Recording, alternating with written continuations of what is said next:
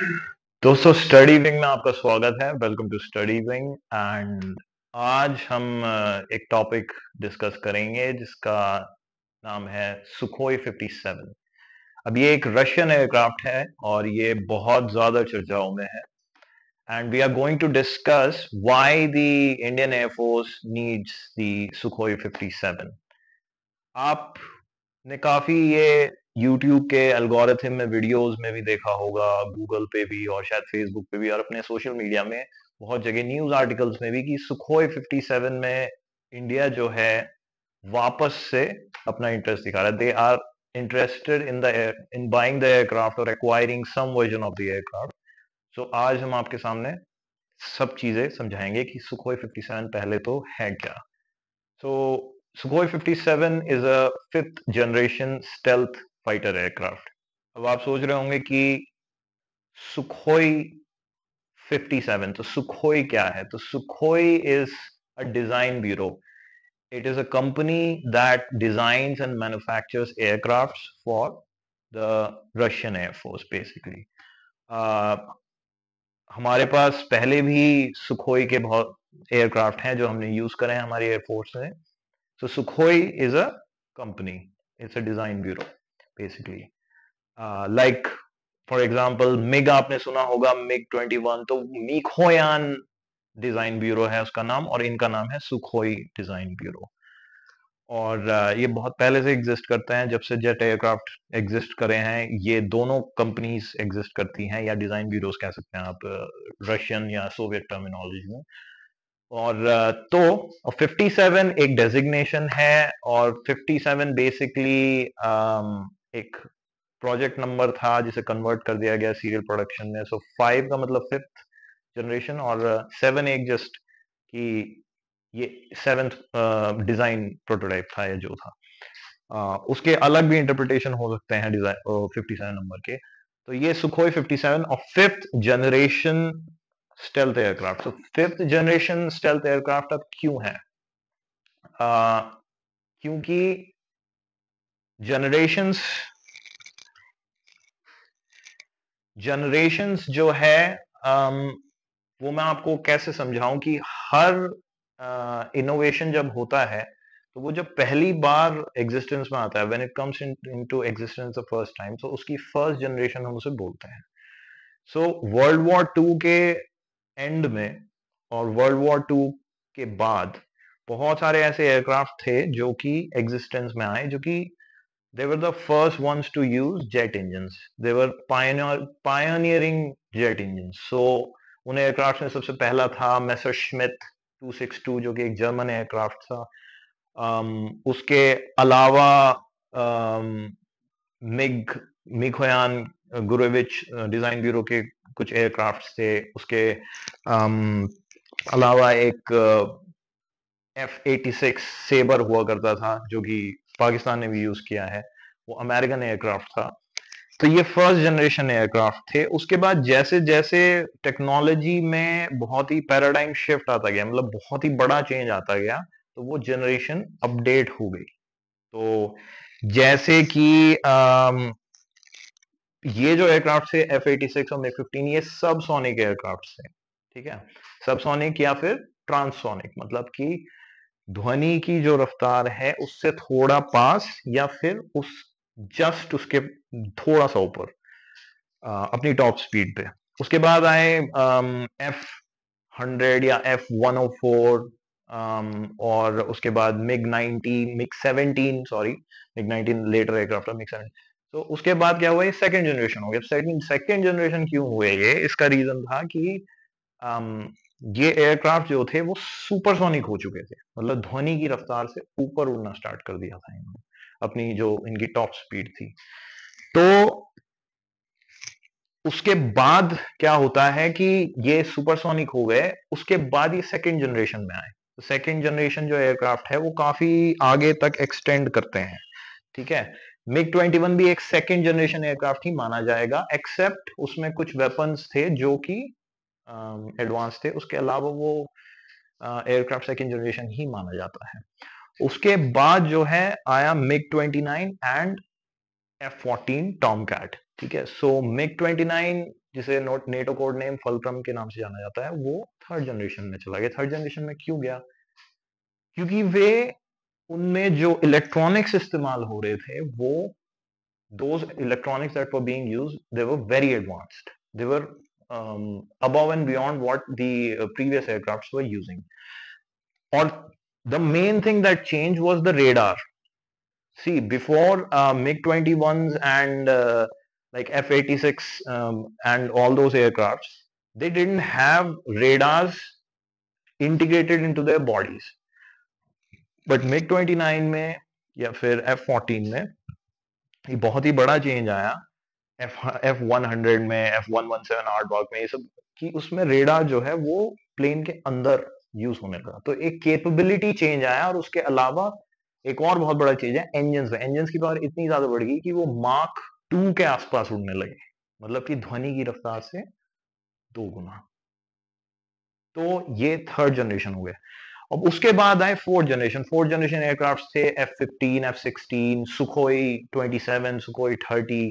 तो ये सब एयरक्राफ्ट क्यों फोर्थ जनरेशन हुए? क्योंकि इसमें जो है और भी ज्यादा एडवांस्ड एवियोनिक्स लगने स्टार्ट हो गए थे। बियॉन्ड विजुअल रेंज मिसाइल्स आ गए थे। उसके अलावा ये सुपर मैन्यूवरेबल थे। सबसे पहला सुपर मैन्यूवरेबल एयरक्राफ्ट वो सुखोई 27 था। इसी कंपनी ने बनाया था। सुखोई 27, सुखोई 57, तो आप समझ सकते हैं कि ऐसे टर्मिनोलॉजी है, सुखोई 27 और सुखोई 57। सो उसके बाद जो है बीच में जनरेशंस एग्जिस्ट करती रही, एवियोनिक्स बढ़ते रहे, बट बहुत ही ज्यादा जो कहते हैं जिसे पैराडाइम शिफ्ट नहीं आया किसी चीज में। पैराडाइम शिफ्ट नहीं आया। उसके बाद क्या हुआ? उसके बाद ये हुआ कि एक नया एयरक्राफ्ट यूनाइटेड स्टेट्स ने बनाया। उसका नाम था F-22 रैप्टर। अब रैप्टर जो था वो दुनिया का that was the most advance fighter jet of all time. It was stealth. Stealth का मतलब कि वो रेडार जो उसका क्रॉस सेक्शन था वो बहुत ही छोटा था। तो बेसिकली रेडार में वो दिखता नहीं था। उसके अलावा उसमें सुपर मैन्यूवरेबिलिटी थी। वो बहुत ही तेजी से डायरेक्शन चेंज करता था। और ये करीब 20 साल 25 साल पहले की बातें हैं। तो आप सोच सकते हैं कि वेस्टर्न जेट्स कितने ज्यादा एडवांस थे आज के हमारे मतलब रशियन या चाइनीज जेट्स से उस टाइम पे। तो ये आया। और उसके अलावा उसमें एवियोनिक्स थे जो कि बहुत ही आगे के थे। आपको बिना किसी आप मिसाइल्स जो लॉन्च कर सकते थे वो आप कॉकपिट में ऐसे बैठ के, और आपको अपने रेटिकल से कुछ नहीं मिलाना पड़ता था। आप ऐसे किसी को देख के और मिसाइल फायर कर सकते थे बिना किसी मतलब जो रेटिकल होते थे, जो एक फिक्स्ड रेटिकल होता था कॉकपिट में, उसके अलावा। और उसके अलावा वो सुपर क्रूज करने लगे बिना आफ्टर बर्नर के। आफ्टर बर्नर एक चीज होती है, मैं अभी नहीं बताऊंगा आपको क्या होती है। वो बेसिकली एक तरह का, जैसे गाड़ियों में आप गेम खेलते हैं उसमें नाइट्रस होता है ना, तो वो बेसिकली वही होता है प्लेन्स के लिए, आफ्टर बर्नर। तो वो सुपर क्रूज करता था। तो उसके बाद हुआ क्या कि ये हुआ तब था जब सोवियत यूनियन जो है वो डिसबैंड हो चुकी थी, 10 साल हो चुके थे, और रशियन फेडरेशन एग्जिस्ट करती थी। लेकिन रशियंस जो थे वो बहुत ही ज्यादा फाइनेंशियली कमजोर थे। तो उन्होंने क्या किया कि उस टाइम पे वो कुछ डेवलप नहीं कर रहे थे कि उनके पास। और उस टाइम चाइना भी इतनी आगे नहीं बढ़ पाया था। बट रिसेंटली पिछले 10 साल में क्या हुआ है कि अब वो पहला फिफ्थ जनरेशन फाइटर था। अब फिफ्थ जनरेशन फाइटर मतलब कि स्टेल्थ, रेडार में बहुत मुश्किल से दिखता है, ठीक है, सुपर मैन्यूवरेबल, एडवांस्ड एवियोनिक्स, बहुत ज्यादा एडवांस एवियोनिक्स, और एडवांस्ड मिसाइल सिस्टम्स, ठीक है, beyond visual range missiles, ability launch hypersonic missiles, ये सब कुछ। तो लेकिन अब क्या हुआ कि करते करते सुखोई 57 प्रोजेक्ट करीबन करीब 10 साल से ऊपर, मतलब 15 साल से डेवलप हो रहा है।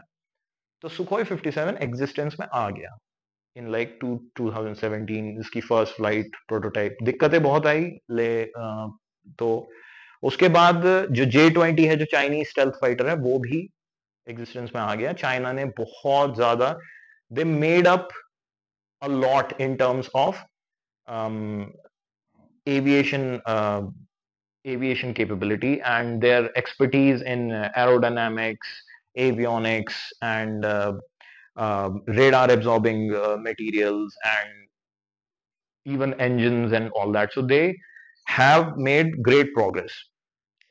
उसके अलावा यूएस ने एक और फाइटर बनाया जिसका जॉइंट स्ट्राइक फाइटर प्रोग्राम था।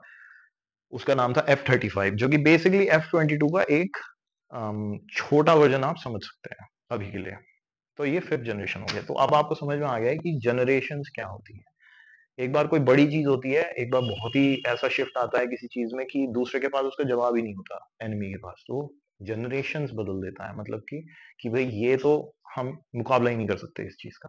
ठीक है, तो ये 5th जनरेशन फाइटर एयरक्राफ्ट हो गया। तो अब जो Su-57 है, Su-57 पहले जब शुरू में वो आया तो वेस्टर्न मीडिया ने ये कहा कि इसमें ये कैपेबिलिटी नहीं है, वो कैपेबिलिटी नहीं है, 5th जनरेशन फाइटर नहीं है। But interestingly, Russians were the first ones to define what a 5th generation aircraft is. तो वो हो गया। तो उसके बाद Su-57 पिछले 15 साल से डेवलप होता होता होता होता अब इस स्टेज पे आ रखा है। First, even us Indians, we were part of the program. But in 2018, we actually divested from the program. हमने कहा कि हम इंटरेस्टेड नहीं हैं इस प्रोग्राम में, और उसके बहुत सारे रीजंस हैं, उस पर अलग पूरी वीडियो बन सकती है। लेकिन अब वापस से हम उसमें इंटरेस्टेड हैं। ठीक है, तो Su-57 basically 5th generation fighter है। जैसे कि मैंने पहले बताया, स्टेल्थ है, रेडार क्रॉस सेक्शन बहुत छोटा है in comparison to non stealth fighters. हाँ, F-35 और F-22 के कंपैरिजन में अभी भी उसका रेडार क्रॉस सेक्शन इतना छोटा नहीं है, लेकिन फिर भी इन कंपैरिजन टू 4th जनरेशन या 4.5, for example in comparison to Rafale, it's still a very low cross section. उसके अलावा उसमें जो एवियोनिक्स इस्तेमाल हो रखे हैं, बहुत सारी चीजें हैं उसमें, जैसे कि उसमें 101 KS-U1 शायद अल्ट्रावायलेट मिसाइल सेंसर है, और बहुत सारे मिसाइल सेंसर्स हैं, बहुत सारे ऐसी सेंसर्स और रेडार्स लगे हुए हैं, एक्स बैंड, एल बैंड, ऐसा रेडार्स लगे हुए हैं उसमें, जो कि सबसे ज्यादा एडवांस्ड हैं जो रशिया के पास है अभी उस टाइम पे। इसी वजह से आपने साइज अगर आप देखेंगे तो जो साइज है वो Su-57 का F-22 से बड़ा है, क्योंकि यूजुअली होता क्या है कि जितने भी रेडार सिस्टम्स होते हैं या एवियोनिक्स जो होते हैं या फिर सेंसर्स होते हैं, वार्निंग सिस्टम्स होते हैं, उनका साइज, क्योंकि रशिया अभी इतना एडवांस नहीं है इलेक्ट्रॉनिक्स में, तो उसका साइज बड़ा होता है। इसी वजह से जब आप उन चीजों को कंबाइन करोगे तो आपके पास एक बड़ा एयरक्राफ्ट आएगा। तो आप ये देख सकते हैं, आप इमेजेस जो है जैसे कि F-22 और साइड बाय साइड आप इमेजेस फिक्स करेंगे तो आपको दिख जाएगा कि वो बहुत बड़ा है। ठीक है, अभी के लिए Su-57 में AL-31F का एक वर्जन लगा हुआ है इंजन का। AL-31F एक जेट इंजन है, लो बाईपास टर्बो फैन है वो। उसकी नॉर्मल जो थ्रस्ट होती है वो करीबन करीब शायद 9 टन के आसपास होती है, और शायद आफ्टर बर्निंग जो थ्रस्ट होती है उसकी करीबन करीब शायद 14 टन के 14 शायद 14.5 टन के आसपास होती है। लेकिन इस इंजन को वो रिप्लेस कर देंगे और AL-51 इंजन होगा, जो कि सपोजिटली 11 टन का उसका नॉर्मल थ्रस्ट होगा और 17 से 18 टन का उसका आफ्टर बर्नर का थ्रस्ट होगा। उसके अलावा जैसे कि F-22 सुपर क्रूज कर सकता है, बिना आफ्टर बर्नर के सुपर क्रूज कर सकता है। सुपर क्रूज का मतलब कि बिना किसी एक्स्ट्रा फ्यूल यूज करे ध्वनि की 1.4 मार्क, मतलब 1.45 मार्क पे वो चल सकता है। तो उसके बाद वो उसमें फिक्स हो जाएगा। और उसके अलावा जो पूरी बॉडी है F-22 की, उसमें रेडार एब्जॉर्बिंग मटेरियल्स लगे हुए हैं, और जो उसकी रेडार क्रॉस सेक्शन है, अब वो हमें पूरी तरीके से उसकी डिटेल नहीं पता है, क्योंकि वो अभी पूरी डिटेल रशिया ने रिलीज नहीं करी है, कोई भी रिलीज नहीं करता है। बट हाँ, ऐसे मतलब जो रिसर्च है उसमें पाया गया है कि उसका कुछ बैंडविड्थ में उसका जो रेडार क्रॉस सेक्शन है वो एक्चुअली कम है F-22 से या F-35 से, बट एक्स और एल बैंड में वो अभी भी ज्यादा है, 5 से 6 गुना के करीब। तो लेकिन एक और बहुत बड़ी एडवांटेज है कि बड़ा होने के कारण Su-57 हाइपरसोनिक मिसाइल होता है KH-50, शायद KH-51 या ऐसी कुछ उसका नाम होता है, KH-47 होता है मेरे हिसाब से, और किंजाल हाइपरसोनिक मिसाइल, तो वो कैरी कर सकता है। तो मिसाइल सिस्टम्स जो है अभी भी रशिया इस टाइम पे शायद 27 एयरक्राफ्ट हैं जो फुली शायद बनाए हैं अभी तक, तो वो अभी भी अपने वेपन सिस्टम्स को उसमें एडजस्ट कर रहे हैं। ठीक है, और उसकी जो टॉप स्पीड है वो करीबन करीब 2200 किलोमीटर प्रति घंटे की रफ्तार से टॉप स्पीड आफ्टर बर्नर के साथ, इन इंजन के साथ, AL-31 का जो इटरेशन है एफ का, AL-31F का, उसके साथ वो इतना वो कर सकता है। प्रोबेबली जब नए इंजन आएंगे तो वो ज्यादा फ्यूल एफिशिएंट होंगे AL-51। और उसके अलावा तो AL-51 बनाता कौन है? सैटर्न एक कंपनी है वो बनाती है, सैटर्न इंजन ही कहते हैं। तो उसके बाद शायद उसकी टॉप स्पीड भी बढ़े और शायद उसका जो फ्यूल कंजम्पशन है वो भी, स्पेसिफिक फ्यूल कंजम्पशन अभी हमें नहीं पता है उस मतलब क्योंकि हमारे पास इतनी जानकारी नहीं है कि वो कैसे कितना फ्यूल वो करता है। तो अभी आपको पता लग गया कि Su-57 क्या है, कैसे है। और एक एक और बात, बहुत इंपॉर्टेंट बात है, Su-57 सुपर मैन्यूवरेबल है। मैन्यूवरेबिलिटी क्या होती है? What is manoeuvrability? It's the ease of a aircraft to change direction or to change speed or to change vectors। ठीक है, बिकॉज सुखोई 30 जो कि इंडिया के पास भी है, MKI, वो भी हाईली सुपर मैन्यूवरेबल है। So Sukhoi 57 is super maneuver. It's more maneuverable than the F-22 and the F-35. So ये सब चीजें हो गई। Su-57 क्या है क्या नहीं है आपको समझ में आ गया है। अब हम उस पे रीजन पे आते हैं कि हम उसे क्यों चूज कर रहे हैं या हम क्यों चूज करना चाहते हैं। अब देखिए, अभी 4 एयरक्राफ्ट हैं जो कि 5 एयरक्राफ्ट हैं प्रोटोटाइप या प्रोडक्शन स्टेज में, जो कि 5th generation fighter aircraft consider कर जाते हैं। F-22 रैप्टर, F-35, ठीक है, और J-20 जो कि चाइना के पास है, और Su-57, और एक कान एयरक्राफ्ट है जो कि टर्किश एरोस्पेस इंडस्ट्री डेवलप कर रही है, उसका शायद एक प्रोटोटाइप पूरा भी हो गया। तो ये 5 एयरक्राफ्ट हैं। अब देखिए, इन 5 एयरक्राफ्ट में से हम F-22 तो इसलिए ही नहीं खरीद सकते क्योंकि इसे कोई भी नहीं खरीद सकता, उसका प्रोडक्शन रोक दिया गया था।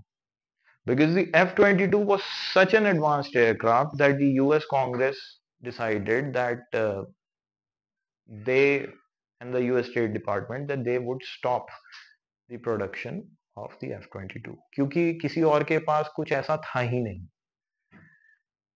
उसके बाद F-35 है, वो जॉइंट फाइटर प्रोग्राम में है, जॉइंट स्ट्राइक फाइटर JSF में। और होता क्या है यूएस में स्टेट डिपार्टमेंट को अप्रूव करना पड़ता है sale of an weapon platform या वेपन्स किसी फॉरेन देश को।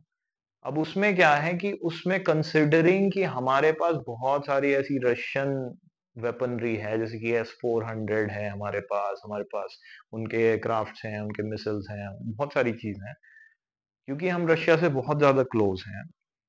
तो इस वजह से यूएस की जो स्टेट डिपार्टमेंट है उसने उसकी पर सेल के लिए वो अप्रूवल नहीं दिया। दूसरी बात ये भी है कि वेपन सेल से पहले यूएस को क्या करना पड़ता है कि उसे नोटिफाई करना पड़ता है यूएस कांग्रेस को। अब यूएस कांग्रेस जो है वो उसमें रोड़े अड़ा सकती है। ठीक है, तो अब F-22 F-35 हम नहीं ले सकते, जो मैंने रीजन बताए। उसके बाद है J-20, ऑब्वियसली नहीं ले सकते, वो तो चाइना बनाता है, तो चाइना इज आवर एडवर्सरी। ठीक है, उसके अलावा जो टर्किश एरोस्पेस इंडस्ट्री का कान है, ठीक है, वो भी नहीं ले सकते, because Turkey and us we didn't have good relations and it alliance with Pakistan most of the time. So उसका ये रीजन है, और वैसे भी वो प्रोटोटाइप वर्जन में है अभी, तो अभी उसका प्रोडक्शन भी चालू नहीं हुआ है, और अगर हम बात भी करें तो भी बहुत आगे तक, मतलब कुछ ही करेंगे। तो अब चारों एयरक्राफ्ट हट गए तो बचा Su-57। अब Su-57 हमारे लिए एक चूजिंग का बात नहीं है, हमारे लिए बचा ही वही है। सिर्फ एक एयरक्राफ्ट है जो हमारे पास ब्यूरोक्रेटिक चैनल्स हो, या फिर हमारी गवर्नमेंट की ईगरनेस हो, या फिर रशियंस का कोऑपरेशन हो, या फिर हमारी रिक्वायरमेंट हो, जो भी है, आप सारी चीजों को कंसिडर करें तो Su-57 ही हमारा बचता है। ठीक है। अब आपने तो ये तो टेक्निकल एस्पेक्ट हो गए कि भाई कांग्रेस से अप्रूवल लेना, मतलब कि वो उसमें रोक दें उसकी सेल, ये वो। दूसरा मेन रीजन ये है कि हमारी जो फाइटर फ्लीट है उसमें कोई भी फिफ्थ जनरेशन फाइटर नहीं है, जो कि हमारे लिए बहुत ही ज्यादा फिक्र की बात है। That is because the Chinese already have a fleet of about 200 J-20 fifth generation stealth fighters. Around 2030 they will have about 500 of these aircrafts, so you can see how many aircrafts they will have. Almost the total number of fighter aircrafts we have now, they will have the same number of aircraft but fifth generation aircrafts. तो हमारे पास सारे third generation fourth generation के aircraft होंगे, पूरे मिला जुलू के जो भी है, Jaguar, SEPECAT Jaguar, Sukhoi 30, MiG 29, MiG शायद 27 का शायद वो रिटायर हो गया अब से। ठीक है, तो 3 एयरक्राफ्ट बेसिकली हमारे पास बचते हैं। राफेल है हमारे पास, 30 राफेल है मुश्किल से। ठीक है, और तेजस होगा हमारे पास, क्योंकि 4 प्लस जनरेशन एयरक्राफ्ट है। उसके अलावा चाइना और पाकिस्तान जो एयरफोर्स है वो टॉक्स में है, और एक और एयरक्राफ्ट है जो कि अभी तक ये हमें नहीं पता कि पूरी तरह से फिफ्थ जनरेशन एयरक्राफ्ट है या नहीं है, बट वो फिफ्थ जनरेशन के आसपास है। उसका जो डिजाइन है वो काफी एडवांस्ड है। उसका नाम है FC-31। ठीक है। अब FC-31 जो है, FC-31 को चाइना ये चाहती है और पाकिस्तान भी ये चाहता है कि वो चाइना से वो एयरक्राफ्ट ले ले। सो ये अंदाजा लगाया जा रहा है अगर वो डील हो गई तो even Pakistan will have a fleet of about 100 to 150 almost probably fifth generation FC-31 aircrafts in 2032 to 2035। सो आप सोच सकते हैं कि हमारे दोनों एडवर्सरीज के पास कैपेबिलिटी का कितना ज्यादा उनका एडवांटेज हो जाएगा और हम कहाँ रह जाएंगे। तो अब क्या, तो अब ये दूसरा तो बहुत ही ज्यादा प्रेसिंग रीजन है कि हमें Su-57 खरीदना ही पड़ेगा। तो ये 2 रीजन हो गए, और तीसरा रीजन ये है कि जो कि बहुत ही ऑब्वियस रीजन है कि हमें अपनी फाइटर फ्लीट को रिप्लेस करना ही है वैसे भी। क्यों? Because we have really old aircrafts. Most of our Sepcat Jaguars and Sukhoi 30s and MiG-29s, they are really old aircrafts. They are platforms that were designed in the 1970s, and we are living in 2024. And due to the sanctions and everything that has been put on Russia, so उनके parts आना, उनका maintenance करना मुश्किल होता जा रहा है, क्योंकि रशिया ये कह रहा है कि हमें अपने सारे रिसोर्सेस Su-57 के ऊपर लगाने हैं। इस वजह से हम आपके पार्ट्स जो है वो, इसी वजह से सुखोई 30 का जो पार्ट्स का बनाने का हब है वो इंडिया में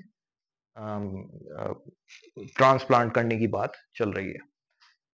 तो ये सारे रीजंस हो गए। अब सुखोई 57 आपके मतलब कि क्यों इतना न्यूज में है और क्यों बार बार वो न्यूज चैनल्स हैं और उसमें वो आ रहा है। तो इसमें सारे में से निचोड़ अगर निकाल निकाल लिया जाए पूरी बात का, तो वो ये है कि हमारे लिए ऑप्शन ही एक है, इसके अलावा हमारे पास ऑप्शंस नहीं है। अब ये चीज बहुत से लोग सोचेंगे कि अगर हमें ये ही लेना था, if we wanted to buy the Su-57, why did we back out of the programme? तो उसका रीजन ये है कि प्रॉबेबली ब्यूरोक्रेटिक डिसीजन होगा, या फिर उन्हें लगा होगा कि हम किसी और से ले सकते हैं, जो भी बात है। अब उस पर स्पेकुलेशन हो सकती है, हमें एक्चुअल रीजन नहीं पता है, बट राइट नाउ Su-57 हमें लेना होगा। तो आपको ये समझ में आ गया हो गया। आपको कुछ और अगर स्ट्रेटेजिक टॉपिक्स पे, जियोपॉलिटिकल टॉपिक्स पे, मिलिट्री वेपन्स या मिलिट्री प्लेटफॉर्म्स या मिलिट्री स्ट्रेटेजी या मिलिट्री टैक्टिक्स के बारे में आपको अगर कुछ जानना हो और, तो आप चैनल के उस पर कमेंट करो, सब्सक्राइब करो, लाइक करो और शेयर करो तो इसमें है। और तो गुड लक गाइस।